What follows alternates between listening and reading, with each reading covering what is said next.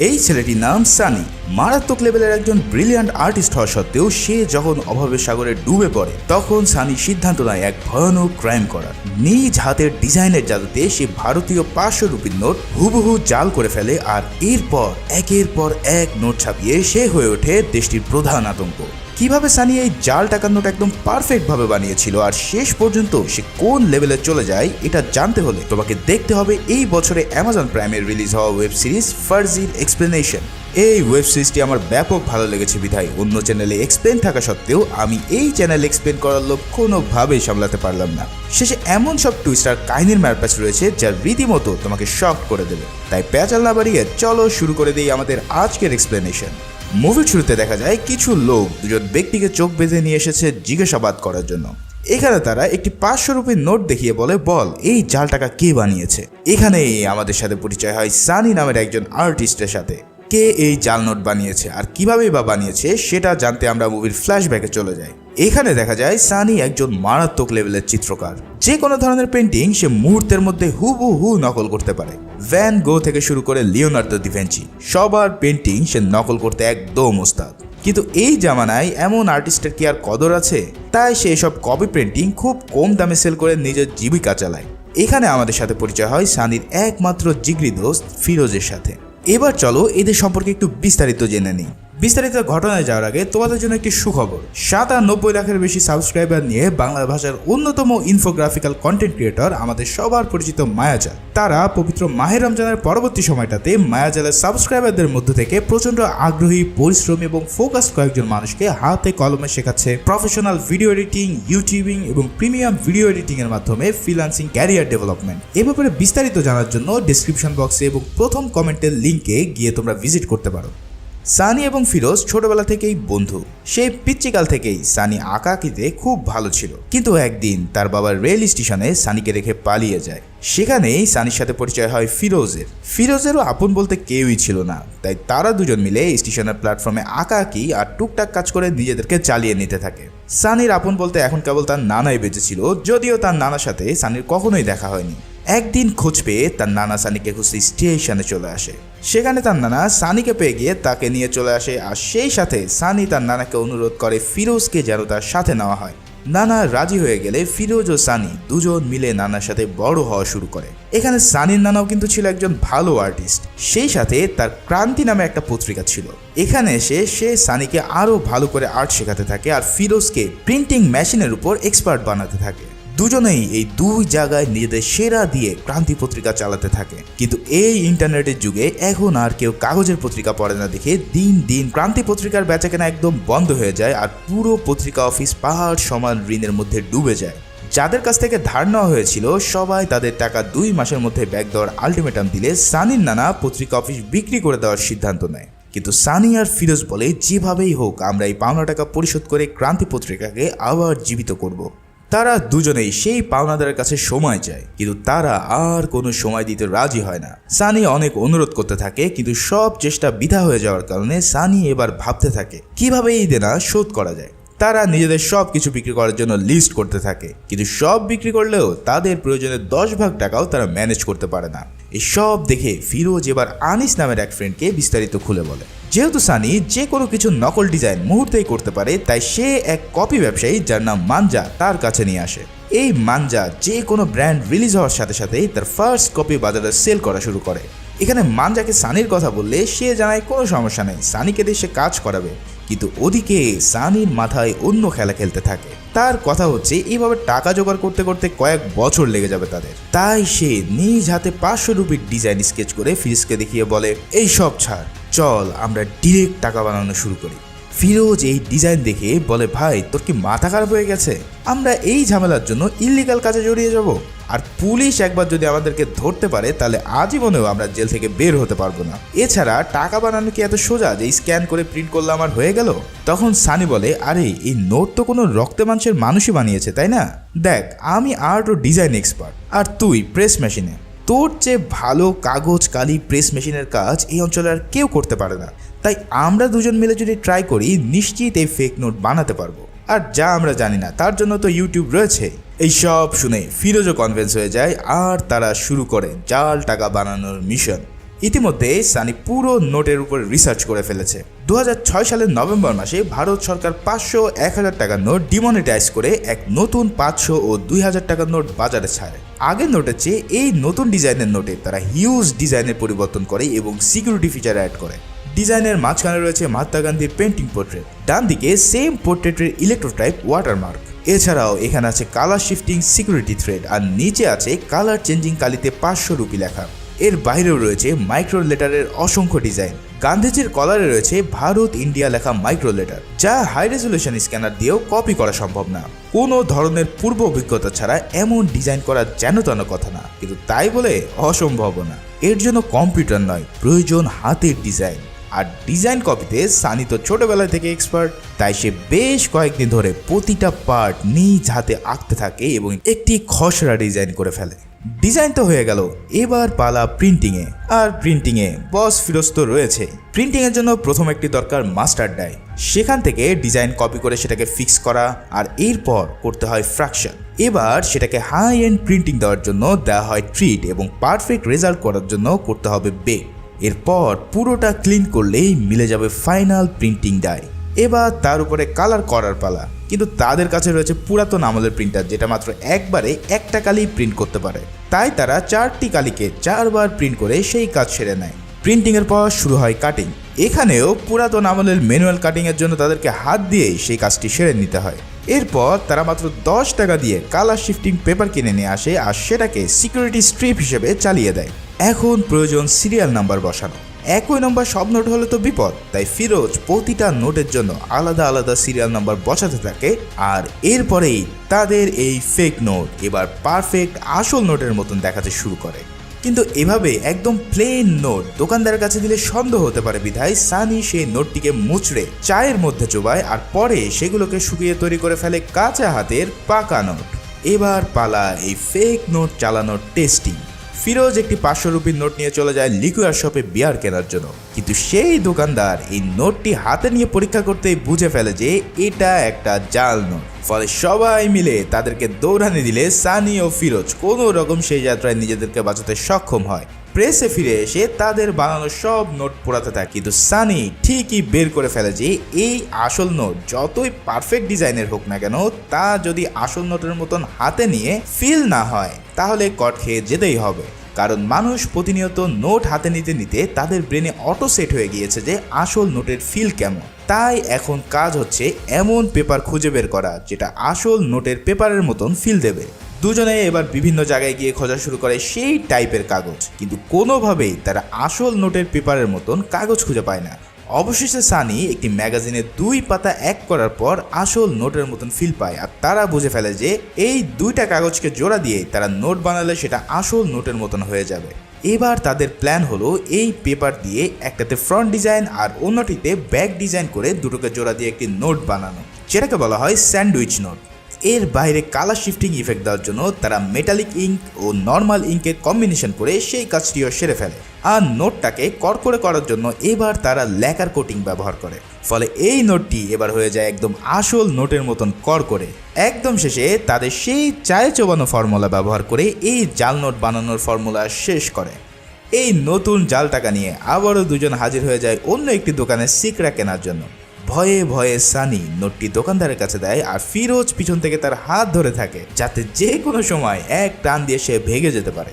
কিন্তু এবার তাদের বানানো নোটটি দোকানদারকে ফাঁকি দিয়ে দেয়, আর ফেক নোটের বিনিময়ে তারা পেয়ে যায় 1 বোতল বিয়ার।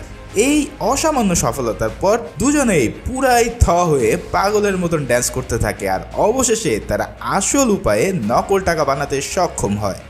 মুভির সিন এবার শিফট হয় নেপালে। এখানে মাইকেল নামের একজন স্পেশাল পুলিশ ইন্সপেক্টরের সাথে আমাদের পরিচয় হয়, যে কিনা মনসুর দালাল নামের ইন্ডিয়ার সবচেয়ে বড় কাউন্টার ফিটিং মানে জাল টাকার হোতাকে ধরতে এসেছে।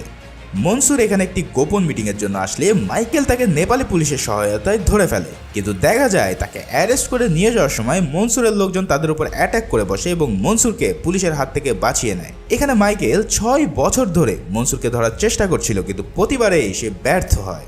এদিকে মুভির প্রথম সিনে সানি আর ফিরোজকে যে জেরা করছিল সে ছিল আসলে মনসুর দালাল। সে সানিকে বলে এই নোট কে বানিয়েছে আর তোদের মেন সাপ্লায়ারকে, কারণ পুরো ইন্ডিয়াতে তার ইজারা ছাড়া এই জাল নোটের ব্যবসা করা সম্ভব না। এখন কিভাবে মনসুর তাদেরকে ধরলো আর কেনই বা তারা ধরা পড়লো এইসব ধীরে ধীরে তোমরা জানতে পারবে।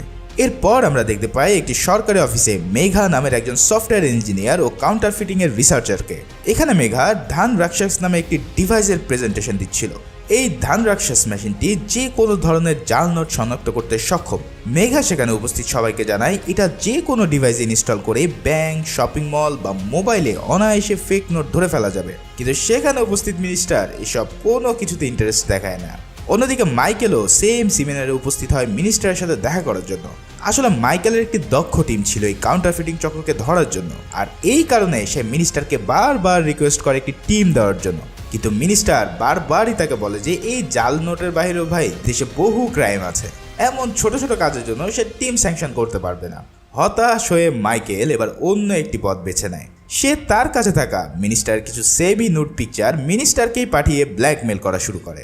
মিনিস্টার অবশেষে বাধ্য হয়ে একটি নতুন ও এক্সপার্ট টিম স্যাংশন করে এই কাউন্টারফিটিংকে দমানোর জন্য। অন্যদিকে দেখা যায় সানি ও ফিরোজ মিলে যে জাল নোট বানিয়েছিল সেটা তার বন্ধু আনিসকে দেখায়। আনিস এই নোট দেখে পুরাই টাচকি খেয়ে যায় আর বলে, আরে কি জিনিস পয়দা করছো বন্ধু, এ তো বোঝাই যাচ্ছে না আসল নাকি নকল। এবার সে একটি পার্টির খোঁজ দেয় যে কিনা এলাকায় ফেক নোটের সাপ্লায়ার। ওখানে সানি আর ফিরোজ উপস্থিত হয় তাদের সাথে ডিল করার জন্য। প্রথমে ডিলার এই নোট দেখে খুব একটা পাত্তা দেয় না, কিন্তু পরে সানি দুটো 500 টাকার নোটের সাথে ওই জাল টাকা মিশিয়ে দিয়ে তাকে জাল নোট খুঁজতে বলে। কিন্তু বেচারা কোনোভাবেই কোনটা জাল নোট তা বের করতে পারে না। সানিতে এমন কনফিডেন্ট দেখে ডিলার প্রতি 500 টাকার নোটের জন্য 150 রুপি রিয়াল মানি অফার করে আর বলে তার 2 কোটি রুপি সাপ্লাই লাগবে নেক্সট 2 সপ্তাহের মধ্যে। এত বড় অর্ডার পেয়ে সানি সাথে সাথে রাজি হয়ে যায় আর ডিল ফাইনাল করে ফেলে। এখানে ডিলার সানির নাম জানতে চাইলে সানি নিজেকে আর্টিস্ট বলে পরিচয় দেয়। ডিল তো হয়ে গেল, কিন্তু এত নোট 2 সপ্তাহের মধ্যে কিভাবে তৈরি করবে তারা? এর জন্য তাদের প্রয়োজন আরও প্রিন্টিং মেশিন ও জনবল। আর কোনো উপায় না পেয়ে সানি ও ফিরোজ তাদের প্রেসের অনেক পুরাতন ও বিশ্বস্ত কর্মচারী ইয়াসির চাচাকে পুরো প্ল্যান বলে। চাচা তো পুরো এসব শুনে রেগে ফেটে পড়ে, কারণ তার নানা যদি জানতে পারে তারা এমন কাজ করছে তাহলে আজীবনের জন্য তাদেরকে ত্যাগ করবে। কিন্তু সানি তার আর্টের কারিশমা দেখালে চাচা নিজেও বুঝতে পারে না যে এই নোট নকল হয় কি করে। পরে সানি চাচাকে ভূগোল পড়াতে সক্ষম হলে সে জানায় এত প্রিন্টিংয়ের জন্য তাদের আরও 2টা অটোমেটিক মেশিনের দরকার। এছাড়া এই ক্রান্তি পত্রিকার অফিসে যদি তাদের কাজ করতে হয় তাহলে পুরো রাতের বেলায় সবার আড়ালে এই কাজটি করতে হবে। কিন্তু এত সব মেশিনারি কেনার জন্য তাদের প্রায় 10 লাখ টাকার মতন ক্যাশ প্রয়োজন। এই টাকা ম্যানেজ করার জন্য সানি আর ফিরোজ আবারও সেই লোন পার্টির কাছে যায় যার কাছ থেকে ইতিমধ্যে ক্রান্তি পত্রিকা টাকা ধার নিয়ে রেখেছে। সেখানে সানি তাদের কাছ থেকে হাই ইন্টারেস্টে 10 লাখ টাকা চায় এবং 2 সপ্তাহের মধ্যে ফেরত দেওয়ার কথা বলে সেখান থেকে টাকা ম্যানেজ করতে সক্ষম হয়। এই টাকা পাওয়ার পর শুরু হয় তাদের বড় স্কেলে জাল নোট বানানোর মিশন। বড় বড় প্রিন্টিং মেশিন তো তারা কিনে আনতে পারে, কিন্তু মেন সমস্যা হলো পেপার। আর এই নোট বানানোর জন্য যে পেপার লাগবে সেটা হবে 45 GSM এর। ফিরোজ একটি পেপার কোম্পানিতে কল দেয় এই পেপারটি অর্ডার করার জন্য, কিন্তু তারা জানায় এই পেপারটি রেস্ট্রিক্টেড এবং এটা নিতে হলে নাম, ভোটার আইডি কার্ড আর কোম্পানির ট্রেড লাইসেন্স লাগবে। এখন যেহেতু তাদের কাছে সব কিছু নেই, তাই একটা উপায় তাদের হাতে আছে, আর তা হলো ওই পেপারের কোম্পানিতে ডাকাতি করা। এই ডাকাতি করার জন্য ফিরোজ তার ক্লোজ বন্ধু আনিসের সহায়তা নেয়, আর আনিসও তার গ্যাং নিয়ে পুরো পেপার হাউসের রেড দেয়। এরপর তারা 45 GSM এর পেপার খুঁজতে থাকে আর অবশেষে পেয়েও যায়। কিন্তু সানি বুদ্ধি করে অন্য সব GSM এর কাগজগুলো চুরি করে নেয় যাতে তারা বুঝতে না পারে এই চুরির সাথে জাল নোট ছাপানোর কোনো লোক জড়িত। এবার তারা শুরু করে বিগ স্কেলে টাকা ছাপানো। এখন তাদের হাতে রয়েছে আধুনিক সব মেশিন, তাই দ্রুতই তাদের প্রথম ডেলিভারি 2 কোটি টাকা তারা ছাপাতে সক্ষম হয়, আর সেটা ডেলিভারি দিয়ে পাওনা আসল টাকা নিয়ে নেয়। এদের কাজ দেখে ওই ডিলার এখন থেকে রেগুলার অর্ডার দেওয়া শুরু করে, আর সানিরাও পুরো রাত এক করে হাজার হাজার ফেক নোট তৈরি করতে ব্যস্ত হয়ে পড়ে। তাদের সকল চাহিদা মিটে যাওয়ার পর ওই ফেক নোট দিয়েই তারা সেই পাওনাদারের টাকা পরিশোধ করে দিয়ে ক্রান্তি পত্রিকার অফিসের দলিল তার নানার কাছে ফেরত নিয়ে আসে। এত দ্রুত টাকা পরিশোধ করে দিয়েছে দেখে তার নানা সন্দেহ হতে থাকে, কিন্তু এখানেও সানি তাকে নিউট্রাল করতে সক্ষম হয়। এরপর সিন চলে যায় একটি রেস্টুরেন্টে। সেখানে সানি ও তার গার্লফ্রেন্ড ডিনার করার পর সানি তার জাল নোট দিয়ে বিল পে করে বের হয়ে যায়। ঠিক সেই সময় ওই সফটওয়্যার ইঞ্জিনিয়ার মেঘাও সেই রেস্টুরেন্টে উপস্থিত হয় ডিনার করার জন্য। বিল পে করে যখন সে টাকা ফেরত নেয় তখন সানির দেওয়া সেই জাল নোটটি মেঘার কাছে উপস্থিত হয়। সে নোটটা হাতে নিয়ে বুঝে ফেলে যে এটা হয়তো জাল নোট। তাই বাড়িতে গিয়ে সে এই নোটটিকে ধানরাক্ষস মেশিনে চেক করে, কিন্তু মেঘা পুরোই শকড হয়ে যায় যখন সে দেখতে পায় এটা জাল নোট হওয়া সত্ত্বেও তার মেশিন ডিটেক্ট করতে পারছে না। আসলে নোটটির সকল সিকিউরিটি থ্রেডগুলো এতটাই পারফেক্ট ছিল যে মেশিনও তার কাছে হার মেনেছে। এরপর আরও একটু রিসার্চ করলে ধরা পড়ে যে নোটটি একটি স্যান্ডউইচ নোট। এটা দেখে মেঘা বুঝে নেয় যে এই গ্রুপটি কোনো অর্গানাইজ কোনো গ্রুপ না, এদের কাছে কোনো দামি ইকুইপমেন্ট নেই, তাই তারা স্যান্ডউইচ নোট বানাচ্ছে। যা এদের আছে সেটা হলো মারাত্মক লেভেলের ট্যালেন্ট। এমন ফাইনেস্ট কাজ মেঘা এর আগে কখনোই দেখেনি। এবার দেখা যায় নতুন টিম পেয়ে মাইকেল সবাইকে ব্রিফ করছে কিভাবে এই জাল নোট স্মাগলিং হয় এই দেশে। সে জানায় জাল নোট যদি সঠিক মার্কেটে পৌঁছাতে না পারে তাহলে এর কোনো মূল্য নেই, ফলে আমাদের কাজ হবে মার্কেটে জাল নোট ঢোকার আগে সেটা বন্ধ করা। এখানে মাইকেলের প্রধান টার্গেট থাকে মনসুর দালাল, সেই সাথে জিতু কাকা ও তার মেইন ডিস্ট্রিবিউটর বিলাল। এবার এদেরকে টার্গেট বানিয়ে এই টিম মাঠে নেমে পড়ে। অন্যদিকে মেঘা দেখতে পায় এই নতুন ডিভাইস নিয়ে সরকার কোনো রকম মাথা ঘামাচ্ছে না, তাই মেঘা ফ্রাস্ট্রেটেড হয়ে মাইকেলকে মেল করে তার ডিপার্টমেন্টে জয়েন করার জন্য। মাইকেলও তার ট্যালেন্ট দেখে মেঘাকে টিমে নিয়ে নেয়। এদিকে সানিদের কাছে এবার এক বিশাল অর্ডার আসে পাশের স্টেটের একজন এমএলএর কাছ থেকে। এই জাল টাকা দিয়ে সে নির্বাচনের কাজ চালাবে, তাই ডিলারের মাধ্যমে সে আর্টিস্টকে নক দেয়। সামনাসামনি দেখা করে তাকে 20 কোটি রুপি জাল নোট বানানোর অর্ডার দিয়ে বসে। কিন্তু এখানে এই ডেলিভারি তাদের নিজেদেরকেই করতে হবে সুরাটে গিয়ে। এই কথা শুনে সানি রাজি হয় না, কিন্তু কি আর করা, কাঁচা টাকার লোভ তো আর চাইলেই ফেলা যায় না। এবার এত বড় অর্ডারের জন্য ইয়াসির চাচার কাছে আসলে সে বলে আমাদের কাছে এত নোট ছাপানোর জন্য পেপার নেই, তাই সেই 45 GSM এর পেপার তাদের এখন খুব প্রয়োজন। এখন বারবার তো আর ডাকাতি করা যায় না, তাই না? তাই এবার তারা একজন মৃতপ্রায় লোককে ধরে নিয়ে এসে তার নামে কোম্পানির রেজিস্ট্রেশন করে এবং লিগ্যাল ভাবে পেপার কিনে কাজ শুরু করে দেয়। ওদিকে দেখা যায় মেঘা এই অফিসে জয়েন করেছে ঠিকই, কিন্তু তার হাতে কোনো কাজ নেই। এবার মেঘা সানির বানানো নোটটি মাইকেলকে দেখিয়ে বলে, স্যার এই নোটটি যে বানিয়েছে সে একজন টপ নচ আর্টিস্ট, তার কাছে যদি ভালো কোনো প্রিন্টিং টেক থাকে তাহলে সে আমাদের জন্য হুমকি হতে পারে। কিন্তু মাইকেল বিষয়টাকে খুব একটা গুরুত্ব দেয় না, তার কথা আগে মনসুরকে ধরতে হবে। কিন্তু এসব শুনেও মেঘা দমে যায় না। সে ওই রেস্টুরেন্টের চারিপাশে যত প্রিন্টিং কারখানা আছে তার লিস্ট বের করে নিজ উদ্যোগে একটি রেড পরিচালনা করে মাইকেলের কোনো পারমিশন ছাড়াই। বিভিন্ন প্রেস খুঁজতে খুঁজতে সে এসে পড়ে সানিদের প্রেসে। সানিরা তখন প্রেসের মধ্যে টাকা ছাপানোর কাজে ব্যস্ত ছিল। বাইরে পুলিশ দেখে ইয়াসির চাচা কোনো রকম তাদেরকে দেরি করাতে থাকে, আর ভিতরে সানি ও ফিরোজ মিলে পুরো প্রেস ক্লিনিং এর কাজ করতে থাকে। কিন্তু চাচা বেশিক্ষণ তাদেরকে আটকে রাখতে পারে না, আর মেঘা ফোর্স নিয়ে চেকিং এর জন্য ভিতরে ঢুকে পড়ে। তারা প্রায় ধরা পড়েই যাবে, ঠিক সেই সময় মাইকেল মেঘাকে কল দিয়ে ঝাড়ি দিতে থাকে যে তাকে না জানি এমন স্টুপিড রেড দেওয়ার জন্য। মেঘাও আর কোনো চেক না করে দ্রুত অফিসের দিকে রওনা দিলে একটুর জন্য আর্টিস্ট বেঁচে যায়। এবার নোট ছাপানো হয়ে গেলে ফিরোজ আর সানি একটি গাড়ি নিয়ে বের হয়ে পড়ে সুরাটের উদ্দেশ্যে। পথের মধ্যে তাদের গাড়িতে পুলিশ রেড দিয়ে বসে, কিন্তু আগে থেকেই সানি প্ল্যান করে কিছু মদের বোতল গাড়িতে রেখে দেয় যাতে পুলিশ মদের বোতল দেখে ওটা নিয়েই ক্যাচাল করে। হয়ও ঠিক তাই, বিদেশি মদের বোতল ক্যারি করার জন্য তাদের কাছে 30,000 টাকা নিয়ে পুলিশ ছেড়ে দেয়, আর তারাও হাসতে খেলতে জাল নোট ক্লায়েন্টের কাছে পৌঁছে দেয়। এমন সফলতার পর তারা আনন্দে পার্টি করতে থাকে, কিন্তু এই আনন্দ কিছুক্ষণের মধ্যেই বিলীন হয়ে যায় যখন তারা দেখতে পায় তাদের নানা ইতিমধ্যে এই কুকর্ম জেনে গিয়েছে। তার নানা প্রচুর কষ্ট পায় এবং রাগ করে সানি ও ফিরোজকে এই ক্রান্তি প্রেস থেকে বের করে দেয়। এখান থেকে বের হয়ে গিয়ে সানি আবারও তার আগের সে আর্ট কপির কাজে নেমে পড়ে। সেখানে ইয়াসির চাচা তার সাথে দেখা করতে আসলে সানি জানায় কেন যেন তার মধ্যে এখনো এইসব কুকর্মের জন্য গিল্ট ফিল হচ্ছে না। আসলে টাকার লোভ তাকে এমনভাবেই ধরে বসেছে যে ভালো মন্দের পার্থক্য সানি প্রায় ভুলতে বসেছে। এরপর সানি একদিন নিউজ পায় যে তার নানাকে হুট করে পাওয়া যাচ্ছে না।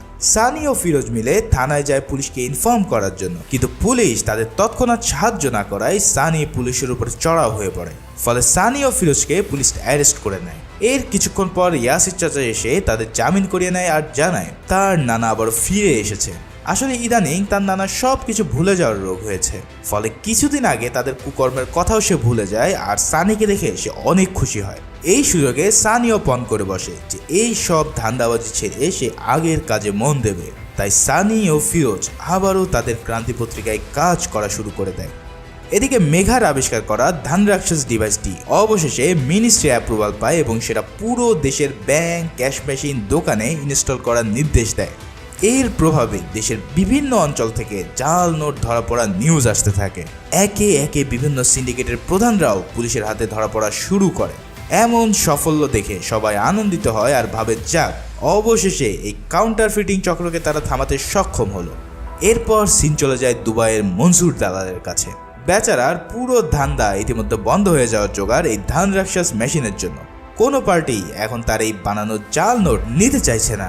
কিন্তু তখনই জিতু কাকা সানির বানানো 500 রুপির নোট তাকে দেখিয়ে বলে, দেখো, আর্টিস্ট নামের একটি ছেলে এই নোটটি বানিয়েছে যেটা এই মেশিনও ডিটেক্ট করতে পারবে না। এটা দেখে মনসুর তো পুরাই টাসকি খেয়ে যায় আর বলে, এই আর্টিস্টকে তো আমার চাই। তাই পরের দিনেই তার টিমকে পাঠিয়ে দেয় সানি ও ফিরোজকে ধরে নিয়ে আসার জন্য। তাদের দুজনকে ধরে মনসুরের কাছে নিয়ে আসলে মনসুর একটি 2000 রুপির নোট সানিকে দেখিয়ে বলে, দেখো, এই নোটে কি সমস্যা আছে। সানি জানায় এই নোটের পেপার তো টপ ক্লাস, কিন্তু এখানে যে মাইক্রো প্রিন্টিং আর ওয়াটারমার্ক আছে সেটাই সমস্যা আছে। এর জন্য কম্পিউটার নয়, আর্টিস্টের হাতের ছোঁয়া প্রয়োজন। এই সব শুনে মনসুর অনেক ইমপ্রেস হয় আর তাকে একসাথে কাজ করার জন্য অফার দেয়। মনসুর বলে, আমার কাছে আছে দুনিয়ার সবচেয়ে হাইটেক গেজেট আর তোমার কাছে আছে ডিজাইন পাওয়ার। দুজনে একসাথে কাজ করলে কেউ আমাদের থামাতে পারবে না। কিন্তু সানি জানায় ইতিমধ্যে সেই সব কাজ থেকে দূরে চলে এসেছে আর নতুন করে সে কোনো কাজে হাত দেবে না। কিন্তু মনসুর তাকে হুমকি ধামকি ও টাকার লোভ দেখালে সানি ও ফিরোজ রাজি হতে বাধ্য হয়। এবার শুরু হয় তাদের 2000 রুপির নোট ডিজাইনের মিশন। এখানে সানি জানায় এই 2000 রুপির নোটে যে ডিজাইন রয়েছে সেটা পুরোই অন্য লেভেলের। এর ডিজাইন ডিটেলিং এর পাশাপাশি 17টি আলাদা টাইপ ফেস রয়েছে, যেটা নকল করা এক প্রকার অসম্ভব। কিন্তু আর্টিস্ট বলে কথা, সানি দিন রাত এক করে ডিজাইন করতে থাকে আর ফিরোজ নতুন সব প্রেস মেশিন দেখে সেগুলো অপারেট করা শুরু করে। একের পর এক ডিজাইন করে তারা বারবারই এই ডিভাইসের কাছে ধরা পড়ে যায়। কিন্তু অনেকবার ট্রাই করার পর অবশেষে সানি সুপার নোট বানিয়ে ফেলতে সক্ষম হয়, যা এই ডিভাইসকেও চাকমা দিয়ে দেয়।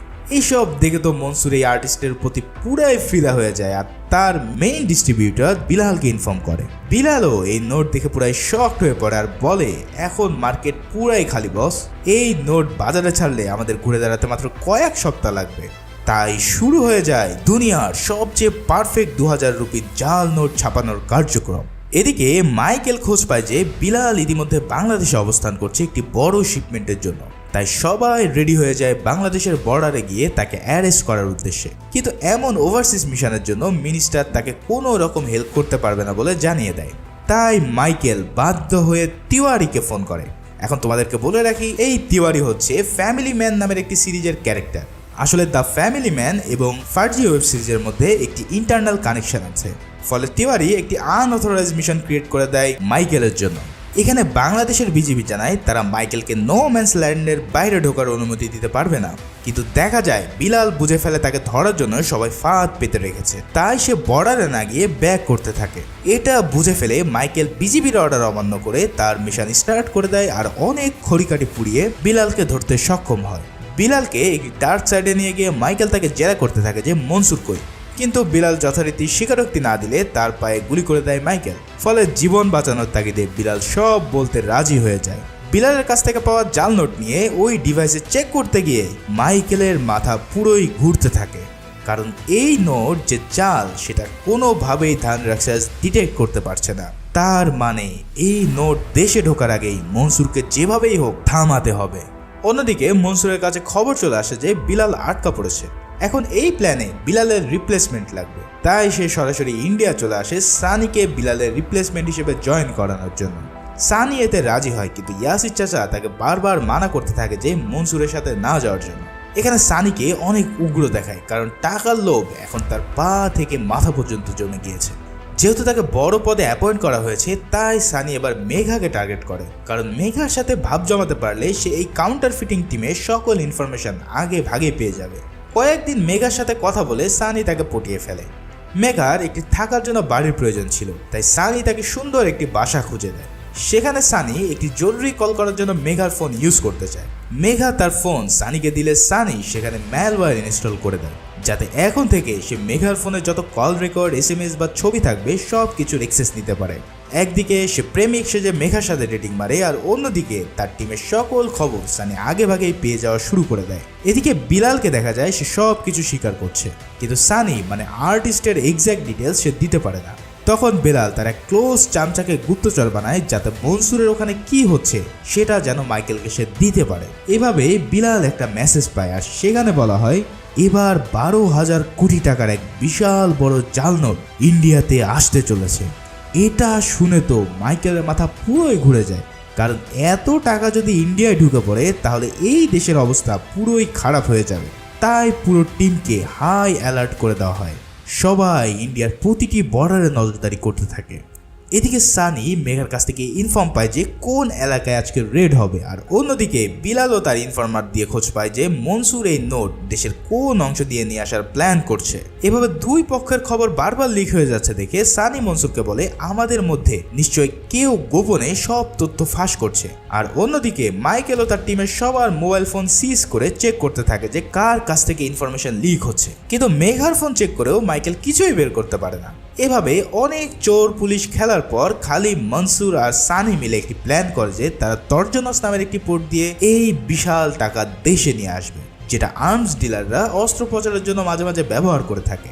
যেহেতু টাকার পরিমাণ 12,000 কোটি, তাই এত নোটের জন্য বিশাল বড় কার্গো প্রয়োজন। তাই এবার তারা বুদ্ধি করে দেশের বিভিন্ন অঞ্চল দিয়ে 1 কোটি 5 কোটি টাকা পাচার করতে থাকে, যাতে করে সেগুলো ধরা খেয়ে যায়। আর সবাই ভাবে তারা কোনোভাবেই দেশে টাকা নিয়ে আসতে পারছে না। এমন করে পুলিশদেরকে বিজি রাখে এই টিম, আর সানি ও ফিরোজ মিলে একটি শিপে করে এই জাল নোট নিয়ে দুবাই থেকে রওনা দেয় দেশের উদ্দেশ্যে। কিন্তু পোর্টে নোঙ্গর করার আগেই তারা জেনে যায় যে এখানেও পুলিশ চেকিং করছে, ফলে এদিকে ঢোকার পথও বন্ধ হয়ে আছে। তাই অনেক বুদ্ধি করে তারা একটি প্ল্যান করে ফেলে। প্রথমে তারা এই পুরো টাকার কন্টেনারে একটি জিপিএস সেট করে তা মাঝ সমুদ্রে ফেলে দেয়, আর খালি জাহাজ পাঠিয়ে দেয় মুম্বাইয়ের সি পোর্টের দিকে। পুরো দেশ যখন এই ভৌতিক জাহাজ নিয়ে ব্যস্ত, তখন অন্য একটি টিম পানি থেকে সেই কন্টেনার তুলে আনে, আর অবশেষে পুরো 12,000 কোটি টাকা অক্ষত অবস্থায় মনসুরের গোডাউনে নিয়ে আসতে তারা সক্ষম হয়। এই অভাবনীয় সফলতার পর সানি ও ফিরোজ তাদের ল্যাভিশ জীবনযাপন করতে থাকে। মদ পার্টি এসব করে তাদের দিন ভালোই কাটছিল। এদিকে সানির মনে হয় যে যেহেতু সব কাজ শেষ, তাই সে মেঘার ফোন থেকে ওই ম্যালওয়্যারটি ডিলিট করে দেয়। এখানে মেঘা সানিকে কিছু জাল নোটের কালেকশন দেখায়। সেখানে পৃথিবীর সব ভয়ানক জাল নোট দেখিয়ে মেঘা বলে এরা যতই এক্সপার্ট হোক না কেন একদিন না একদিন ধরা পড়েই যায়, কারণ আর্টিস্ট সবসময় তার নিজের আইডেন্টিটি এই আর্টের মধ্যে লুকিয়ে রাখে, আর এটাই তাদের মেইন উইকনেস। এখানে সানির তৈরি 500 রুপির নোট দেখিয়ে মেঘা বলে যে এটা আমার সবচেয়ে ফেভারিট একটি কাজ। তখন সানি মনে মনে আরও বেশি ইন্সপায়ার্ড হয়ে পড়ে। এবার মাইকেল মিনিস্টারের কাছে গিয়ে পুরো 12,000 টাকার কাহিনী বললে সে পুরোই ভরকে যায়, কিন্তু মিনিস্টার বলে তোমাদের তো মেশিন রয়েছে, সেটা দিয়ে তো ডিটেক্ট করা যাবে তাই না? কিন্তু মেঘা জানায় এই সুপার নোট এতই পারফেক্ট যে এটাকে এই ডিভাইসও ডিটেক্ট করতে পারছে না। এই নোট নকল কিনা এটা ডিটেক্ট করার একমাত্র উপায় হচ্ছে এটাকে পুড়িয়ে ফেলা, কারণ এই নকল নোট পোড়ালে সেটাতে লাল রঙের আগুনের শিখা জ্বলবে। এই সব দেখে মিনিস্টার এবার মহা ঝামেলায় পড়ে যায়। সে জানায় যেভাবেই হোক ইলেকশনের আগে এই নোট ডিস্ট্রিবিউশন তাদের থামাতেই হবে। অন্যদিকে এত বেশি পরিমাণ নোট হওয়ার কারণে দিনের পর দিন পার হয়ে গেলেও সেগুলো খুব একটা বেশি ডিস্ট্রিবিউট করতে পারে না সানি আর ফিরোজ। এই সব দেখে মনসুর তাদের উপর ঝাড়ি মারা শুরু করে দেয়, কারণ দ্রুত ডিস্ট্রিবিউট না করতে পারলে যে কোনো সময় তারা কট খেয়ে যাবে। সানি ছোট ছোট অনেক জায়গায় ডিস্ট্রিবিউট করতে থাকে, কিন্তু সেটা পুরো টাকা 10 ভাগের 1 ভাগও না। এদিকে মেঘা একদিন সব নোট ভালো করে পরীক্ষা করে জানতে পারে যে সেই আগের 500 রুপি আর এবারে 2000 রুপি সুপার নোট সেম একজন ডিজাইন করেছে। সে ভালো করে পরীক্ষা করে দেখেছে যে দুটো নোটেই খুব সূক্ষ্মভাবে ইংরেজি হরফে এস লেখা রয়েছে, যেটা এই আর্টিস্টের একটি সিগনেচার মার্ক। তার মানে অনেক আগেই যাকে ছোট জাল নোট বানানোর জন্য টিম ইগনোর করেছিল, এবার সেই 12,000 কোটি টাকার কারসাজি করছে। এখানে মেঘা আরও জানায় এই 500 রুপির নোট কিছুদিন আগে সুরাটের এক এমএলএর বাড়িতে রেড দিয়ে পাওয়া গিয়েছে। যদি তাকে জিজ্ঞাসা করা যায় তাহলে হয়তো এই মেন হোতাকে আমরা পেয়ে যাব। এই সব শুনে মাইকেল সোজা চলে যায় সুরাটের এমএলএর কাছে। সেখানে গিয়ে মাইকেল তাকে এই জাল নোটের মামলা থেকে রেহাই দেওয়ার অফার দেয়। বিনিময়ে সে ওই নোটের কারিগরের হদিস চায়। এমএলএ রাজি হয়ে যায়, কিন্তু এই মামলা খারিজ করার জন্য মন্ত্রী পরিষদের হাত লাগবে। কিন্তু মিনিস্টার তো আর এটা সোজা আঙ্গুলে করবে না, তাই মাইকেল বুদ্ধি করে মিডিয়াকে এই 12,000 কোটি টাকার জাল নোটের খবর লিক করে দেয়। ফলে মিনিস্টার এবার ব্যাপক গ্যাড়াকলে পড়ে যায় আর বাধ্য হয় সুরাটের এমএলএ-কে মামলা থেকে খারিজ করে দেওয়ার জন্য। বিনিময়ে সে আর্টিস্টকে জীবিত অ্যারেস্ট করতে চায়। এখন সুরাটের এমএলএ তো মহা খুশি, তাই সে ওই ডিলারকে কল দিয়ে বলে আর্টিস্টের সাথে কানেক্ট করে দিতে, কারণ বিশাল এক অর্ডার আছে। ডিলার ফিরোজকে 100 কোটি টাকার অর্ডার দেয় এবং বলে এই ডেলিভারি স্বয়ং আর্টিস্টের উপস্থিতিতে করতে হবে। এই সব শুনে সানি সাথে সাথে না করে দেয়, কারণ ইতিমধ্যেই তার কেন জানি সন্দেহ হচ্ছে। কিন্তু ফিরোজ নাছোড়বান্দা, এমনিতে তাদের গোডাউনে এখনো অনেক নোট পড়ে আছে, তাই সে এই ডিল করেই ছাড়বে। বন্ধুত্বের খাতিরে সানিকেও বাধ্য হতে হয় এই ডিল ফাইনাল করার জন্য। ফিরোজ কি আর জানে তাদের কপালে কি ঘটতে যাচ্ছে সামনে। এবার পুরো ইউনিট এক বিশাল জাল সেট করে তাদেরকে ধরার জন্য। তাদের এই টাকা ডেলিভারি করার কথা একটি শপিং মলে। সেখানে মাইকেলের টিম আগে থেকে পুরো প্রস্তুতি সেরে ফেলে। প্ল্যান হয় মেঘা যাবে ডিল করার নকল টাকা নিয়ে আসতে, আর বাকিরা সবাই তাদেরকে ক্যাচ করবে। কিন্তু তারাও তো আর জানে না যে এই মেঘার আশিকি হলো সেই আর্টিস্ট। সানি আর ফিরোজ এক গাড়ি ভর্তি নোট নিয়ে হাজির হয় শপিং মলের বেসমেন্টে। সেখানে দুজন দুদিকে অবস্থান নেয় আর ফোন দিয়ে এমএলএ-কে জানায় তারা এসে পড়েছে। পুরো টিম রেড অ্যালার্ট হয়ে বেসমেন্টের দিকে রওনা দেয়। কিন্তু মেঘা যখন সানির গাড়ির সামনে চলে আসে তখনই সানি বুঝে ফেলে তারা ফাইনাল ট্র্যাপে পড়েছে এবং এবার বাঁচার কোনো উপায় নেই। সাথে সাথে সানি তার ক্যাপ পরে নেয়, ফলে মেঘা দূর থেকে তার ফেস আর দেখতে পায় না। এরপর সানি ফিরোজকে কট খাওয়ার কথা বলে তারা দুজনেই সেখান থেকে পালিয়ে যাওয়া শুরু করে। যথারীতি মাইকেলের টিমও তাদের পিছু নেয়। একসময় সানি ও ফিরোজ ফেসে গেলে তারা ড্রেস চেঞ্জ করে একটি ক্লিনিং সার্ভিসের ম্যান হিসেবে রূপ নেয়। সেখানে মাইকেল তাদেরকে আটক করে তাদের কোম্পানির কার্ড দেখতে চায়। আগে থেকেই সব সেট করা ছিল বলে সানিও তাদেরকে কার্ড দেখায়, কিন্তু তাদেরকে সন্দেহ করে আরও জেরা করতে চাইলে সানি গাড়ি নিয়ে মাইকেলকে ধাক্কা দিয়ে বের হয়ে চলে যায়। এবার তারা দুজন মেইন রোডে চলে আসে ধাওয়া খেতে খেতে। কিছু দূর যাওয়ার পর জ্যামে তাদের গাড়ি আটকা পড়ে। এক পর্যায়ে জ্যাম ছেড়ে দিলে তারা দেখতে পায় চারিদিক থেকে পুলিশ তাদেরকে প্রায় আটক করেই ফেলেছে। ঠিক সেই সময় সানি বুদ্ধি করে ফিরোজকে বলে সব নোটগুলো বাইরে উড়িয়ে দিতে। কচকচে 2000 টাকার নোট ফিরোজ বাতাসে উড়িয়ে দিলে সাধারণ আমজনতা তাদের গাড়ি থামিয়ে এই নোট কোড়াতে শুরু করে।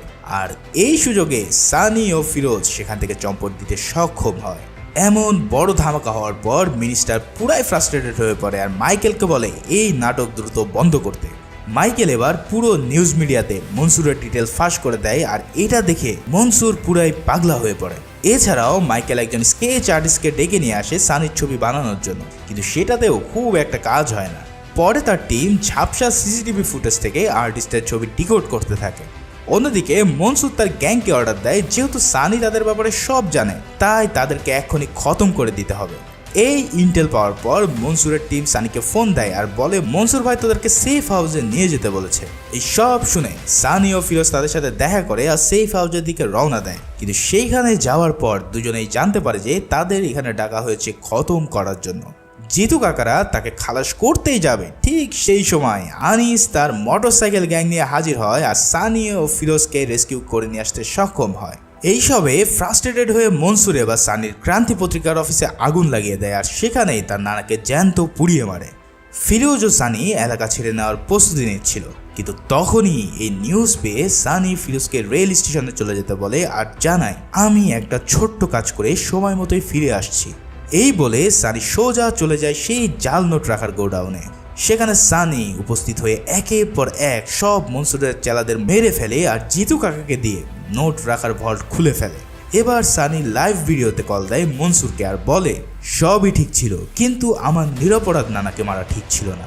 এই বলে সানি সেই নোটগুলোতে পেট্রোল ঢেলে দেয় আর মনসুরের সামনে পুরো নোটের পাহাড়ে আগুন ধরিয়ে দেয়। মনসুর এই দৃশ্য দেখে পাগলের মতন প্রলাপ করতে থাকে। চোখের সামনে তার সাম্রাজ্য চলছে আর অন্যদিকে সানির ফেসও ইতিমধ্যে ডিকোড হয়ে গিয়েছে। সেই সাথে ফিরোজ তার জন্য অপেক্ষা করছে স্টেশনে। কি হতে চলেছে এরপর? মনসুর কি তাকে ছেড়ে দেবে, কিংবা মেঘাই বা তার ফেস দেখার পরে কেমন রিয়্যাক্ট করবে?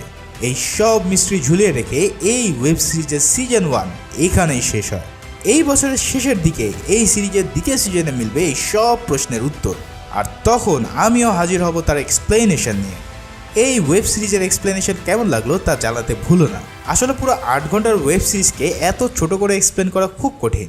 এখানে অনেক ইভেন্টস আমি স্কিপ করে গিয়েছি যেগুলো আমার কাছে সিরিজের মেইন থিমের সাথে খুব একটা ইম্পর্টেন্ট মনে হয়নি। একটা ওয়েব সিরিজের অনেকগুলো লেয়ার থাকে, তাই আমার সাজেশন থাকবে সম্ভব হলে পুরো সিরিজটি একবার দেখে নিও। অনেক ভালো একটা সময় কাটবে, এটাতে কোনো সন্দেহ নেই। ভিডিওটি ভালো লাগলে একটি লাইক করতে ভুলো না, আর নতুন হলে সাবস্ক্রাইব করে পাশেই থেকো। সবাই ভালো থাকো, সুস্থ থাকো, ধন্যবাদ।